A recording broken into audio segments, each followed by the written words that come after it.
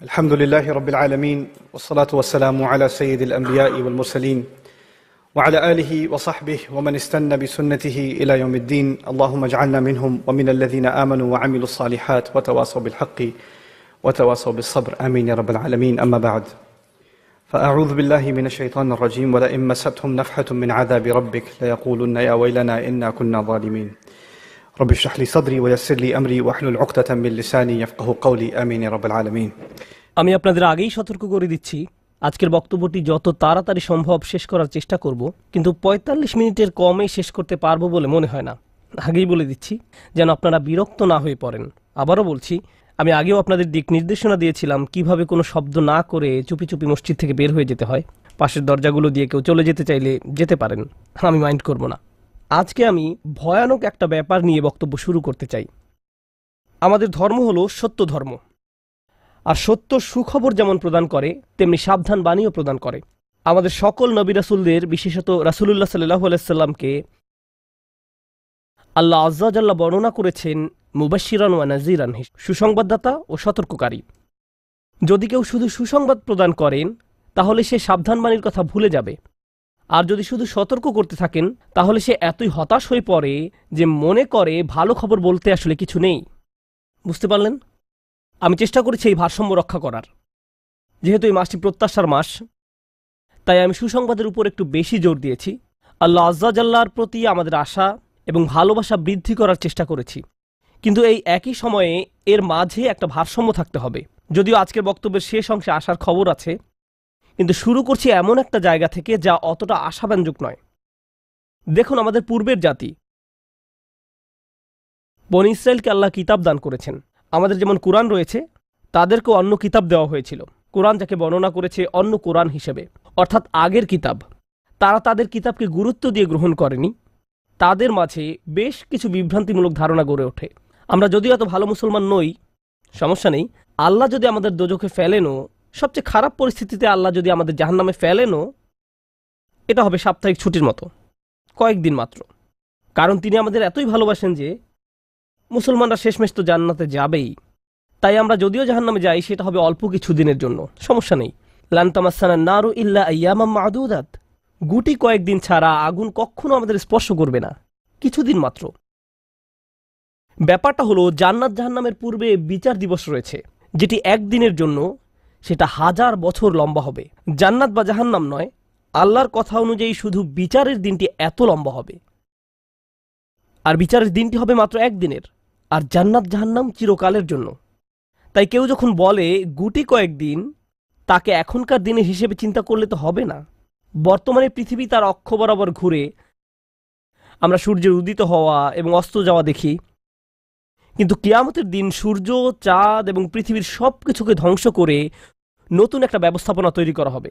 তাই আমরা এখন যেভাবে 24 ঘন্টার হিসেব করি, সেভাবে রাত দিনের হিসাব করলে তো চলবে না যখন আখিরাত শুরু হবে। চলুন তাহলে সবার আগে এই ধারণাটি আমাদের মাথা থেকে ফেলে দেই। কোরআনের বহু জায়গায় জাহান্নামের আলোচনা করা হয়েছে, কিন্তু আমি শুধু কোরআন থেকে একটি বর্ণনা আপনাদের সামনে উপস্থাপন করতে চাই। আমার মতে এটি আল কোরআনের জাহান্নামের সবচেয়ে গুরুত্বপূর্ণ বর্ণনা। কোরআনের একজন ছাত্র হিসেবে আমি মনে করি এই বর্ণনাটি জাহান্নাম সম্পর্কে জানার শুরু মাত্র। কেউ যদি এই বর্ণনাটি বুঝতে পারে, তাহলে সে জাহান্নাম সম্পর্কে যথেষ্ট জানে। আয়াতটি শুরু করা হয়েছে এই কথা বলে, ওয়ালা ইন মাসসাতহুম, এমনকি যদিও। যখন আমরা বাংলায় বলি যদি আমি সেখানে যাই, যদি আমি সেখানে যাই, তাহলে তোমার সাথে দেখা হবে।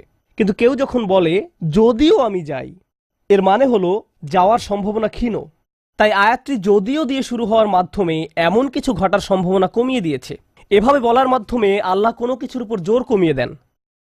সহজ কথায় তিনি বাক্যটিকে দুর্বল করে দিচ্ছেন। যদিও, যদিও কি? যদিও মাসসাতহুম, যদিও এটা তাদের স্পর্শ করে। আরবিতে মাসসা অর্থ কোনো কিছু যখন আপনাকে সামান্যতম স্পর্শ করে, যেমন কোনো মাছি যখন কোনো মতে স্পর্শ করে। যদি সেকেন্ডের জন্য স্পর্শ করে তখন তাকে বলা হয় মাস।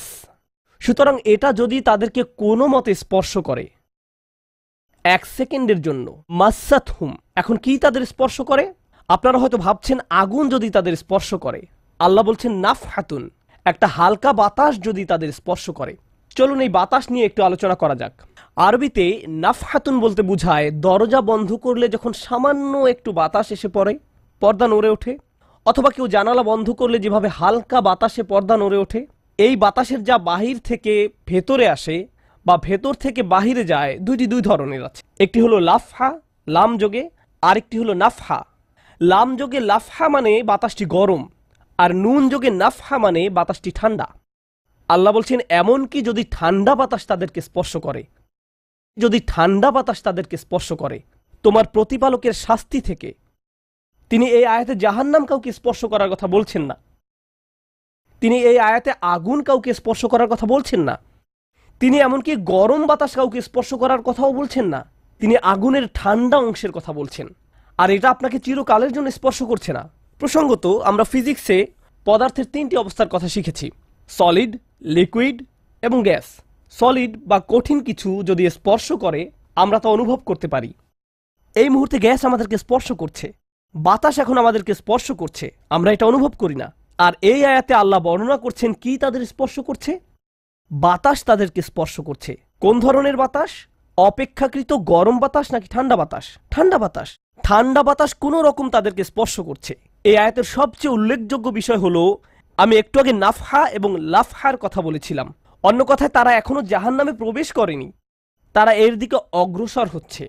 আর জাহান্নামের অপেক্ষাকৃত ঠান্ডা বাতাস এসে কোনো মতে তাদেরকে স্পর্শ করল, তখন তাদের প্রতিক্রিয়া কি? চিৎকার করে বলে উঠবে, ইয়া ওয়াইলানা, হায়, সবচেয়ে কঠিনতম শাস্তি আমাদের জন্য শুরু হয়ে গেছে।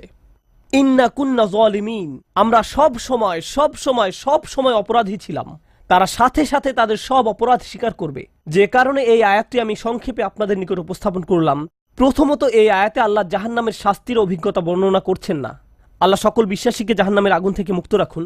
কিন্তু আল্লাহ এখানে বর্ণনা করছেন এমনকি জাহান্নামের আগুনের কাছে গেলে এবং ক্ষণিকের জন্য এর বাতাসের সামান্য স্পর্শ লাগলে একজন মানুষ চিন্তা করা শুরু করবে এর চেয়ে আর ভয়ঙ্কর কোনো শাস্তি হতে পারে না। এজন্যই আল্লাহ দোজখের আগুন সম্পর্কে বলছেন, ইন্নাহা সাআত মুস্তাকাররা ওয়া মুকামা, নিশ্চয়ই তা অবস্থানস্থল ও আবাসস্থল হিসাবে কতই না নিকৃষ্ট। অল্প এবং বেশি যে কোনো সময়ের জন্য ওটা কত নিকৃষ্ট জায়গা। 1 সেকেন্ডের জন্য এটা ভাববেন না যে আমি তো খারাপ, আল্লাহ যদি আমাকে জাহান্নামে ফেলেনও এক সময় তো আমি এখান থেকে মুক্তি পাবো। এই ধরনের চিন্তাকে কখনো প্রশ্রয় দিবেন না।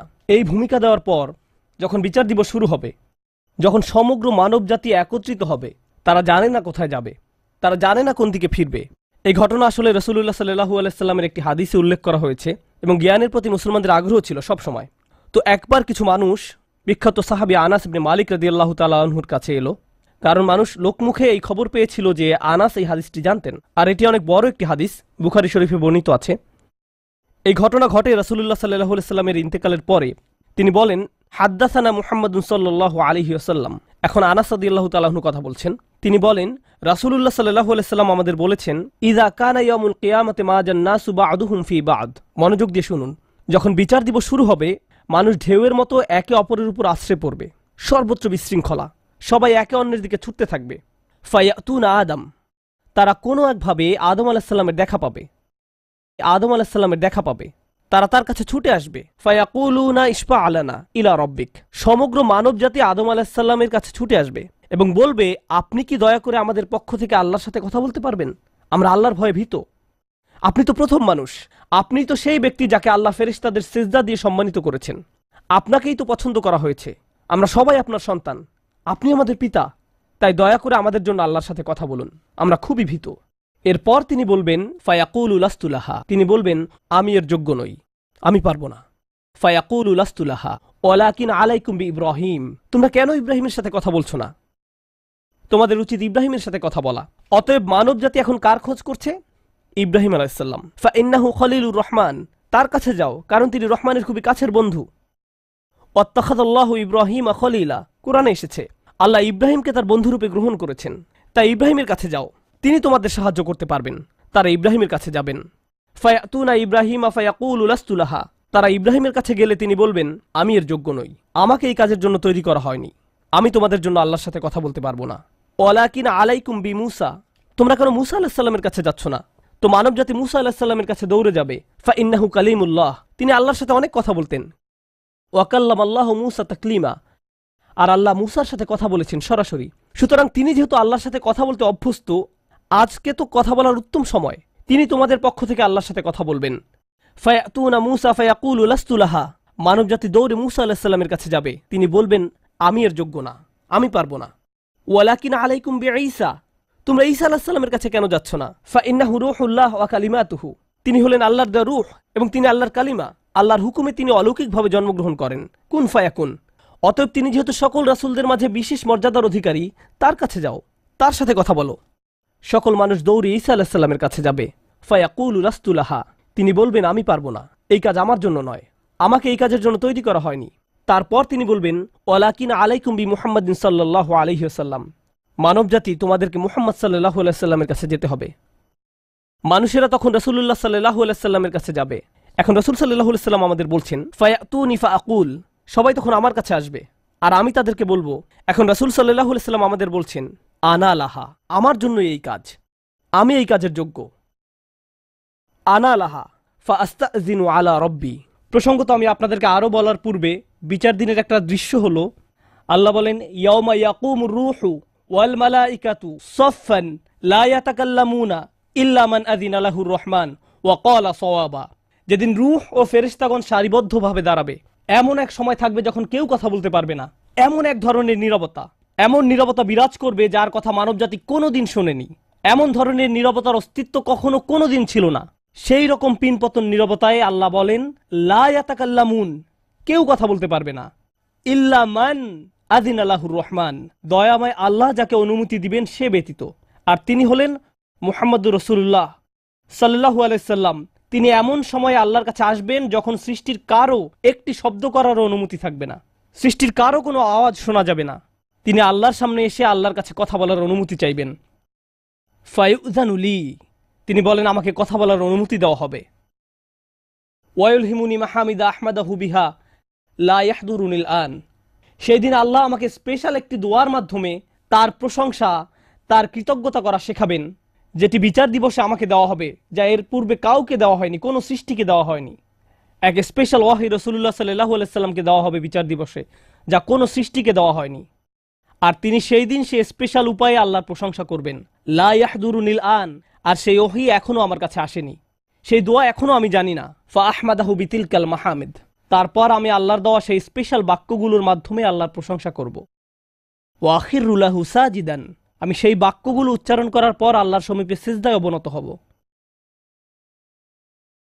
কিয়ামতের দিনে দৃশ্যপটে রাসূলুল্লাহ সাল্লাল্লাহু আলাইহি সাল্লাম এমন জায়গায় থাকবেন, এই অবস্থাকে বলা হয় মাকাম মাহমুদা, একটা স্টেশন, অথবা বলতে পারেন এমন একটা স্টেজ যা প্রশংসিত। আর মানবজাতি সেটা প্রত্যক্ষ করবে, আমরা সবাই এটা দেখতে পাবো। আমরা সবাই তখন নিশ্চুপ থাকব, আর তিনি সিজদায় পড়ে যাবেন। তিনি যখন সিজদায় পড়ে যাবেন তখন আল্লাহ আযজা ওয়া জাল্লা তার সাথে কথা বলবেন। এতক্ষণ তিনি আল্লাহর সাথে কথা বলছিলেন, এখন আল্লাহ আযজা ওয়া জাল্লা তার সাথে কথা বলবেন। তিনি কি বলবেন?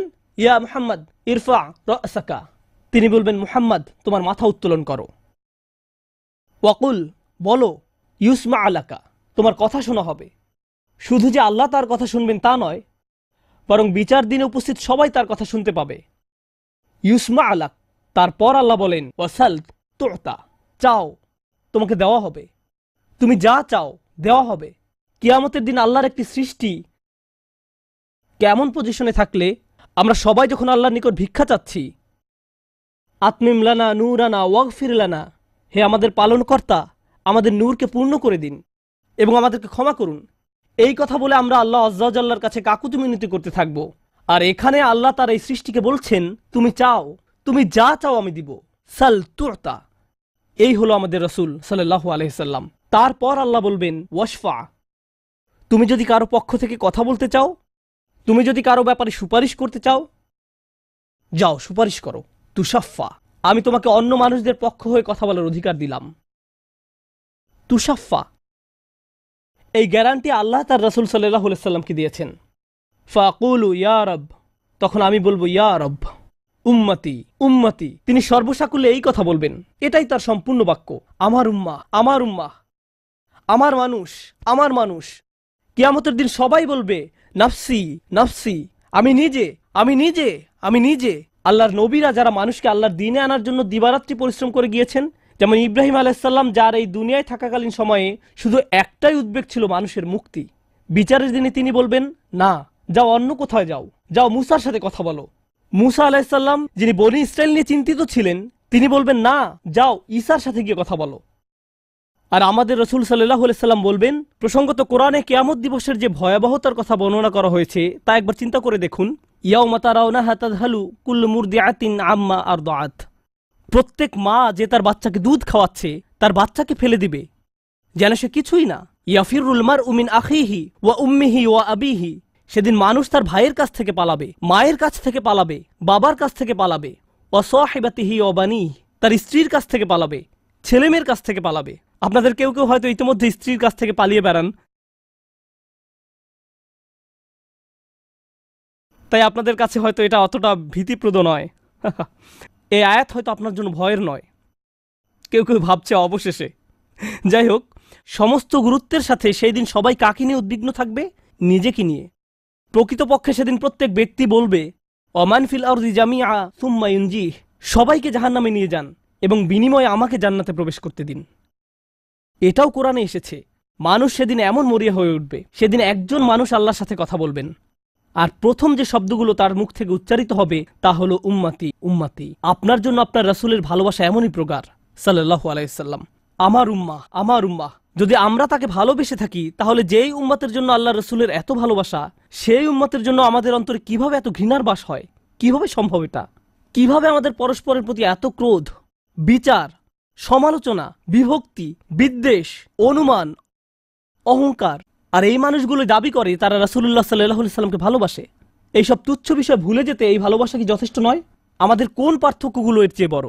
তো যখন রাসূলুল্লাহ সাল্লাল্লাহু আলাইহি সাল্লাম বলবেন উম্মতি উম্মতি, আল্লাহ সুবহানাহু ওয়া তাআলা বলবেন ফায়াকুলু ইনতালিক, এগিয়ে যাও।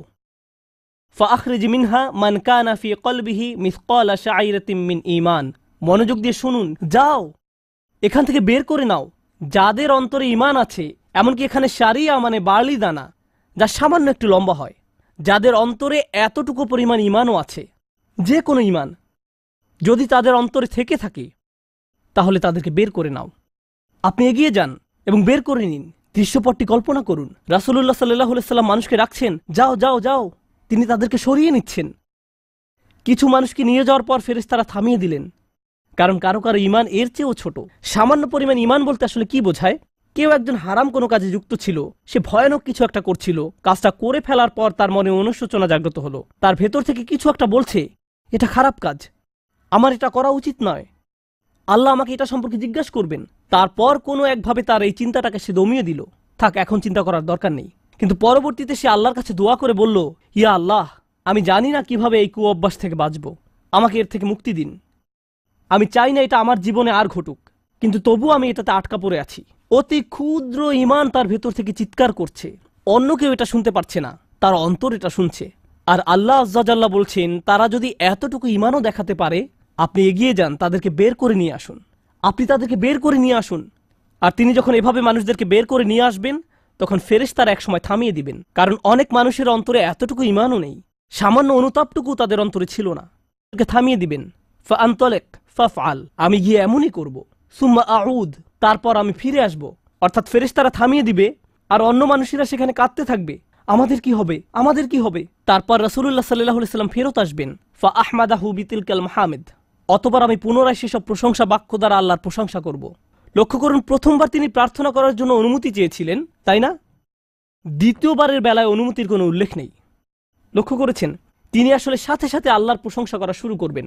আল্লাহ কি তাকে এমনটি করতে বলেছেন? না, এটা হলো নিজ উম্মতের প্রতি তার অপরিসীম ভালোবাসার বহিঃপ্রকাশ। তিনি আবারও আল্লাহর প্রশংসা করা শুরু করবেন, এই আশায় যে আল্লাহ তাকে অটোমেটিক অনুমতি দিবেন।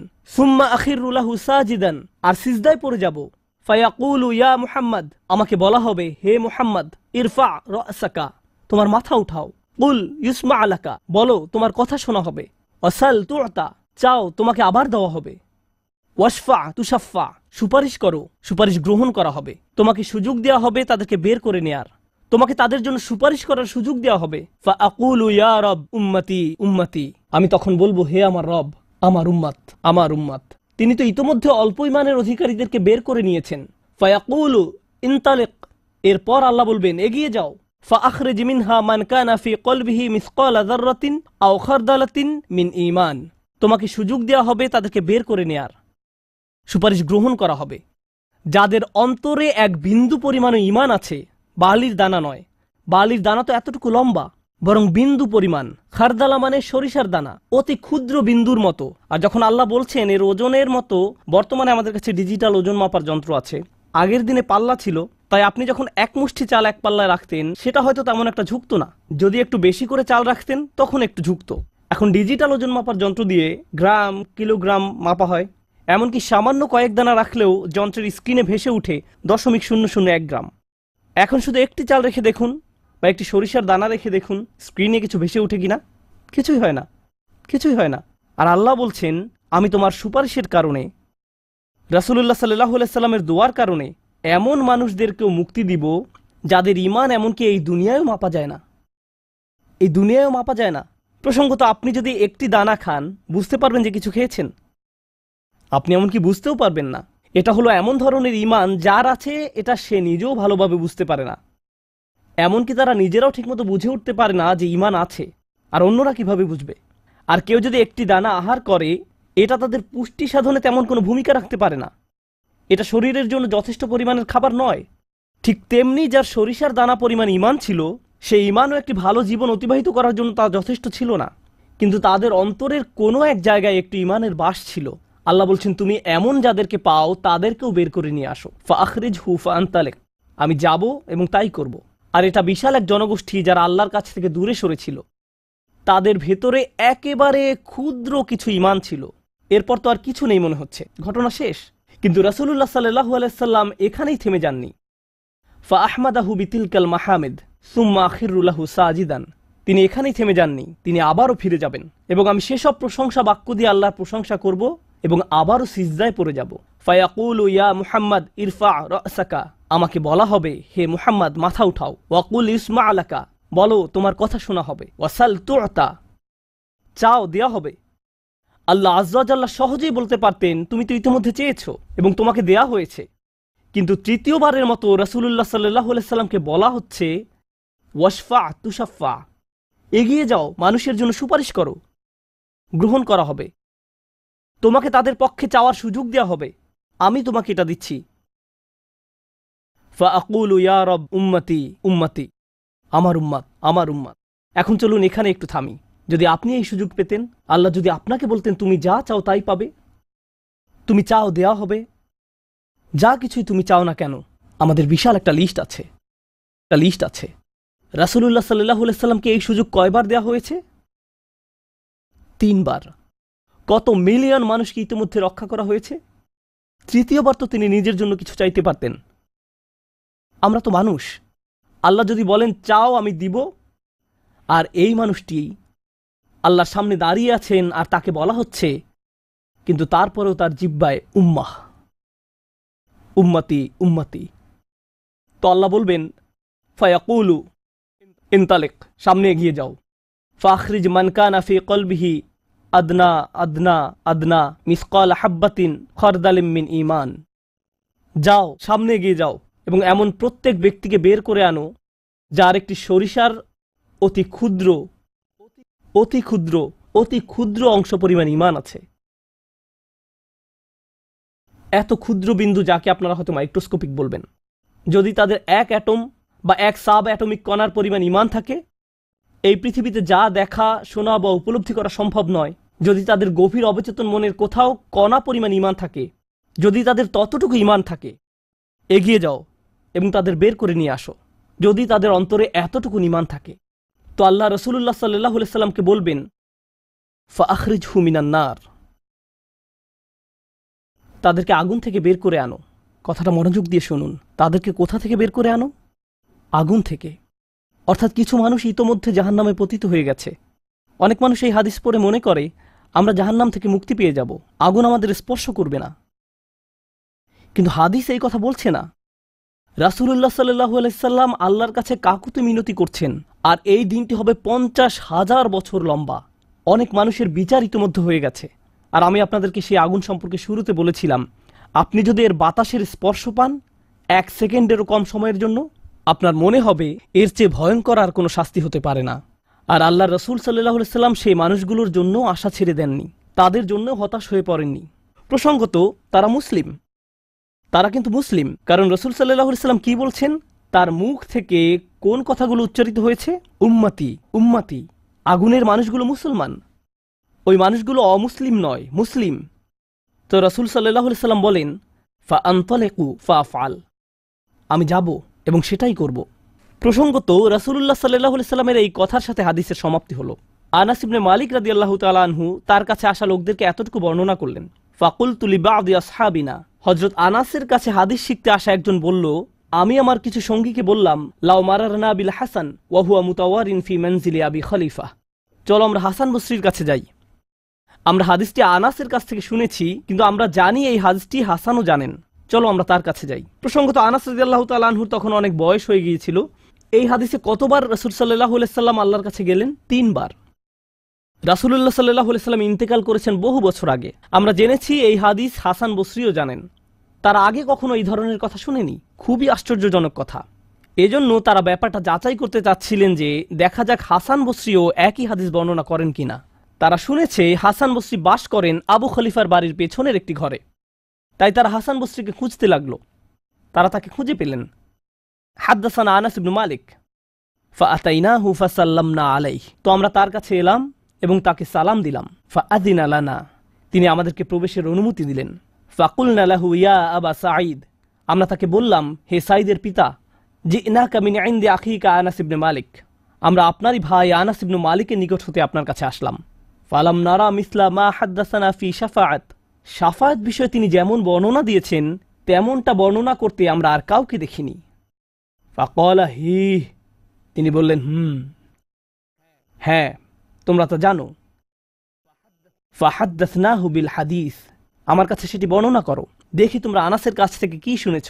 তো তারা তার নিকট সম্পূর্ণ হাদিসটি বর্ণনা করে শোনালেন। ফাআনতাহা ইলা হাযাল মাওদি', আমরা এই পর্যন্ত অর্থাৎ 3 বার রাসূল সাল্লাল্লাহু আলাইহি সাল্লামের সুপারিশের কথা বলে শেষ করলাম। ফাকালা হি, তিনি বললেন আরো বর্ণনা করো। ফাকুলনা লাম ইয়াজিদ লানা আলা হাযা, আমরা বললাম তিনি তো এর অধিক আমাদের কাছে বর্ণনা করেননি, আমাদেরকে এতটুকুই বলেছেন।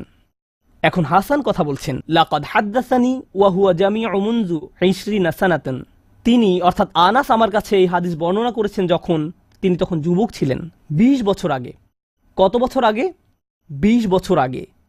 আমি নিশ্চিত না তিনি কি বাকিটুকু ভুলে গেলেন, নাকি তিনি তোমাদেরকে বাকিটুকু বলেননি কারণ তাহলে তোমরা অলস হয়ে পড়বে। ফালা আদ্রি আনাসি আম কারিহা আন তাত্তাকিলু, তিনি এরপর বললেন, এই হাদিসের চতুর্থ একটি অংশ আছে, আর আমি নিশ্চিত নই তোমাদের বলা উচিত কিনা, কারণ তার এখন বয়স বেশি হয়েছে, তার স্মরণশক্তি ওইভাবে কাজ করছে না। কিন্তু আমার সন্দেহ তিনি তোমাদের বলেননি কারণ তোমরা এতে অলস হয়ে পড়বে। তারা বলল, ইয়া আবা সাঈদ হাদ্দাসানা, আপনি কি আমাদেরকে এটা বলতে পারেন? আমরা আসলেই জানতে চাই। ফাদহিকা, তিনি হাসতে শুরু করলেন। ফাকালা খুলিকাল ইনসানু আজুলা, তিনি কোরআনের একটি আয়াত উল্লেখ করে বললেন, মানুষকে সৃষ্টি করা হয়েছে তাড়াহুড়া প্রবণ করে। মা যাকারতুহু ইল্লা ওয়া আনা আদরি আন উহাদ্দিসুকুম হাদ্দাসানি কামা হাদ্দাসাকুম বিহি, আমি তো বর্ণনার উদ্দেশ্যেই তোমাদের কাছে বিষয়টি উল্লেখ করলাম। তিনি তাদেরকে উৎসুক করে তুলেছিলেন, আমি তোমাদেরকে বলবো, তিনি তোমাদের নিকট যা বলেছেন তা সত্য। হাসান আরও বলেন, রাসূলুল্লাহ সাল্লাল্লাহু আলাইহি সাল্লাম বলেন, এরপর আমি চতুর্থবারের মতো ফিরে আসব। ফা আহমাদাহু বিতিলকাল মাহামিদ, এবং সেসব প্রশংসা বাক্য দিয়ে আল্লাহর প্রশংসা করব, যে বাক্যগুলো আল্লাহ আমাকে দিয়েছেন, যা অন্য কোনো সৃষ্টিকে এর পূর্বে দেয়া হয়নি, এবং সিজদায় পড়ে যাব। সুম্মা আখিরু লাহু সাজিদান, তখন বলা হবে, ফায়ুকালু ইয়া মুহাম্মদ ইরফা রাসাকা, হে মুহাম্মদ মাথা উঠাও। ওয়াকুল ইউসমা, বলো তোমার কথা শোনা হবে। ওয়াসাল তুতা, চাও দেয়া হবে। ওয়াশফা তুশাফা, সাফায়াত করো গ্রহণ করা হবে। এই সময়ে এসে এতটুকুর চেয়ে ছোট ঈমানও আর অবশিষ্ট নেই। সকল সম্ভাব্য ঈমানওয়ালাদের মুক্তি হয়ে গেছে। আদনা আদনা আদনা মিসকাল হাব্বা, সবাই মুক্তি পেয়ে গেছে। ফাআকুলু ইয়া রব ইযান লি ফি মান ক্বালা লা ইলাহা ইল্লাল্লাহ। এখন রাসূলুল্লাহ সাল্লাল্লাহু আলাইহি সাল্লাম বলেননি উম্মতি, এইবার তিনি উম্মতি বলেননি, তিনি বলছেন হে আমার প্রতিপালক, আমাদেরকে তাদের সম্পর্কে শাফায়াত করার অনুমতি দান করুন যারা বলেছে লা ইলাহা ইল্লাল্লাহ। যে এমনকি এই কথা বলেছে, আচ্ছা ঠিক আছে, আমার মনে হয় একজন সৃষ্টিকর্তা আছেন। একটি কলেজ ক্যাম্পাসে হয়তো একদল ছাত্র মুসলিম ছাত্রদের সাথে আলোচনা করছে। তখন একজন বলল, আচ্ছা ঠিক আছে, দার্শনিক দৃষ্টিকোণ থেকে মেনে নিলাম একজন ঈশ্বর রয়েছেন। ঠিক আছে, আমি মানলাম যে একজন ঈশ্বর আছেন। আমি বলছি না যে আমি মুসলিম। যদি উপাসনা করতেই হয় তাহলে শুধু এক ঈশ্বরের উপাসনা করতে হবে। তাদের অন্তরে কোনো অনুভূতি নেই, তারা কারো ইবাদত করছে না, তারা শুধু এই উপসংহারে পৌঁছেছে। প্রসঙ্গত এই ধরনের একটা সাদৃশ্য পাওয়া যায় সূরা হুজরাতের একটা আলোচনায়। আল্লাহ বলছেন, ফাকালাতিল আরাবু আমান্না কুল লাম তুমিনু ওয়ালাকিন কুলু আসলামনা। বেদুইনরা বলে আমরা ঈমান এনেছি। বলো তোমরা ঈমান আনোনি, বরং তোমরা বলো আমরা আনুগত্য স্বীকার করেছি। তোমরা শুধু ইসলামের প্রাথমিক ধারণা গ্রহণ করেছো। ধারণা থাকে এখানে, আর ঈমান কোথায় থাকে? যাদের অন্তরে কিছু ঈমান ছিল তাদের ইতোমধ্যে নেয়া হয়ে গেছে। এখন যাদের মাথায় কিছু ধারণা ছিল যে একজন রব আছেন, তারা কোনোদিন ধর্ম প্র্যাকটিস করেনি, তারা ধর্মীয় কোনো কাজই করেনি, তারা শুধু এই ধারণা মেনে নিয়েছিল যে শুধু একজন প্রভুর উপাসনা করতে হবে। রাসূলুল্লাহ সাল্লাল্লাহু আলাইহি ওয়াসাল্লাম বলছেন, যে কেউ এই সিদ্ধান্তে আসবে যে কেউ বলবে লা ইলাহা ইল্লাল্লাহ, তার জন্য শাফায়াত করার অনুমতি দান করুন। আল্লাহ বলবেন, ফায়াকুলু ওয়া ইজ্জাতি ওয়া জালালি ওয়া কিবরিয়াই ওয়া আযীমাতি। আল্লাহ বলবেন, আমি আমার কর্তৃত্বের শপথ করছি, আমি আমার স্বীয় গৌরবের শপথ করছি, আমি আমার বরত্বের শপথ করছি, আমি আমার মহত্বের শপথ করছি। লা উখরিজান্না মিনহা মান ক্বালা লা ইলাহা ইল্লাল্লাহ। আমি স্বয়ং অবশ্যই তাদের সবাইকে জাহান্নাম থেকে বের করব যারা বলেছে লা ইলাহা ইল্লাল্লাহ, তোমার এই সুপারিশের কারণে। সাল্লাল্লাহু আলাইহি সাল্লাম। জাহান্নাম কতটা ভয়ঙ্কর তার একটা ছোট্ট নমুনা দিয়ে আমি আজকের আলোচনা শুরু করেছিলাম। এখন সব শেষে রাসূলুল্লাহ সাল্লাল্লাহু আলাইহি সাল্লাম আমাদের জন্য এই শাফায়াত করছেন। এই হাদিসটি অন্যতম গুরুত্বপূর্ণ একটি হাদিস। এমনকি ২০ বছর পরে আনাস ইবনে মালিক এখন বৃদ্ধ হয়ে গেছেন, মানুষ তখনও তার কাছে শাফায়াত বিষয়ে জানতে এসেছেন। এমনকি আজকের দিনেও এই হাদিসটি অন্যতম শক্তিশালী একটি হাদিস, এবং অন্যতম এই জন্য যে ভুলভাবে ব্যবহার করার একটি বক্তব্য রাসূলুল্লাহ সাল্লাল্লাহু আলাইহি সাল্লামের। কখনোই এর অপব্যবহারের চিন্তাও করবেন না। এটা ফ্রি হয়ে যাওয়ার লাইসেন্স নয়। যদি আমরা মনোযোগের সাথে পড়ি তাহলে আমরা বুঝব যে আল্লাহ এমন মানুষদেরকে জাহান্নাম থেকে বের করে আনার জন্য অনুমতি দেবেন যাদের ঈমান যথেষ্ট ছিল না, যাদের সৎ কাজ যথেষ্ট ছিল না। পক্ষান্তরে এমন অনেক মানুষ থাকবে যাদের অন্তরে ঈমান আছে, যাদের ডান হাতে সৎ কাজ আছে, আর এই সৎ কাজগুলো বিচারের দিনে আলোতে পরিণত হবে। হৃদয়ের ঈমানও বিচারের দিনে জ্যোতিতে পরিণত হবে। ইয়াসআ নূরুহুম বাইনা আইদিহিম ওয়া বিআইমানিহিম। তাদের বুকের ভেতর থেকে আলো ছুটতে থাকবে এবং তাদের ডান হাত থেকে এই আলো টর্চে পরিণত হবে, গাড়ির হেডলাইটের মতো। চারপাশে থাকবে অন্ধকারাচ্ছন্ন, আর আপনি জান্নাতের দিকে ছুটতে থাকবেন। আপনাকে জাহান্নাম অতিক্রম করে যেতে হবে, এটা আল্লাহর নির্দেশ। ওয়া ইম মিনকুম ইল্লা ওয়ারিদুহা। জান্নাতে যেতে হলে সবাইকে জাহান্নাম অতিক্রম করে যেতে হবে, সবাইকে, এর কোনো ব্যতিক্রম নেই। আর এই ব্রিজ অতিক্রম করতে হলে আপনার আলো লাগবে। যদি আলো না থাকে তাহলে পড়ে যাবেন। তো মানুষ যখন হেঁটে যাচ্ছে তখন অনেকের এত পরিমাণ আলো থাকবে যেন মক্কা থেকে সিরিয়া দেখা যাচ্ছে, আর কারো কারো এত অল্প পরিমাণ আলো থাকবে যে তারা কোনো মতে পায়ের সামনের কিছু অংশ দেখতে পাবে, কারণ তাদের ঈমান দুর্বল ছিল। কিন্তু এই হাদিস এমন মানুষদের সম্পর্কে নয় যাদের সামান্য কিছু আলো থাকবে বা অনেক বেশি আলো থাকবে। এই হাদিস এমন মানুষদের সম্পর্কে যাদের আলো এত স্বল্প পরিমাণ যে এটি দিয়ে কিছুই দেখা যাচ্ছে না, আর যাদের আলো আছে তারা আল্লাহর কাছে ভিক্ষা করতে থাকবে, রব্বানা আতমিম লানা নূরানা ওয়াগফির লানা। আমাদেরকে আমাদের আলো পূর্ণ করে দিন, ব্যাটারি যেন শেষ হয়ে না যায়। আমাদেরকে জান্নাতের গেটে পৌঁছে দিন, আমাদেরকে ক্ষমা করে দিন। আমরা আল্লাহর কাছে ভিক্ষা চাচ্ছি যেন তিনি আমাদের কপালে রাসূলুল্লাহ সাল্লাল্লাহু আলাইহি সাল্লামের শাফায়াত জুড়ে দেন। তিনি যেন আমাদেরকে তাদের অন্তর্ভুক্ত করেন যারা আরশের ছায়ায় থাকবে। আমরা আল্লাহর কাছে প্রার্থনা করছি তিনি যেন আমাদেরকে তাদের অন্তর্ভুক্ত করেন যাদেরকে এমনকি জাহান্নামের আগুনের ঠান্ডা বাতাসও স্পর্শ করবে না। আমরা আল্লাহর কাছে দোয়া করছি তিনি যেন আমাদেরকে তার রাসূলের অনুগত উম্মায় পরিণত করে দেন। তাদের অন্তর্ভুক্ত নয় যাদের ব্যাপারে তিনি অভিযোগ করবেন, বরং তাদের অন্তর্ভুক্ত করুন যাদের জন্য তিনি সুপারিশ করবেন। আগেরবার আমি বলেছিলাম একদল মানুষ সম্পর্কে রাসূলুল্লাহ সাল্লাল্লাহু আলাইহি ওয়াসাল্লাম অভিযোগ করবেন, ইন্না কওমি ইত্তাখাযু হাযাল কুরআনা মাহজুরা। হে আমার রব, নিশ্চয়ই আমার কওম এই কোরআনকে পরিত্যাজ্য গণ্য করেছে। আমরা তাদের অন্তর্ভুক্ত হতে চাই না। আমরা তাদের অন্তর্ভুক্ত হতে চাই যাদের জন্য তিনি আল্লাহর কাছে সুপারিশ করবেন। আল্লাহ যেন আমাদের সবাইকে তার রাসূলের শাফায়াতের যোগ্য করে দেন। আমি দোয়া করছি আমরা প্রত্যেকে যেন আমাদের রাসূলের সুন্দর দ্বীনের প্রতিনিধিত্ব করতে পারি, আর তার জন্য আমাদের অন্তরে যে ভালোবাসা রয়েছে তা যেন আমাদের পরস্পরের আচার ব্যবহারের মাঝেও প্রতিফলিত হয়। বারাকাল্লাহু লি ওয়া লাকুম ফিল কুরআনিল হাকিম ওয়া নাফা'নি ওয়া ইয়্যাকুম বিল আয়াতি ওয়াজ যিকরিল হাকিম।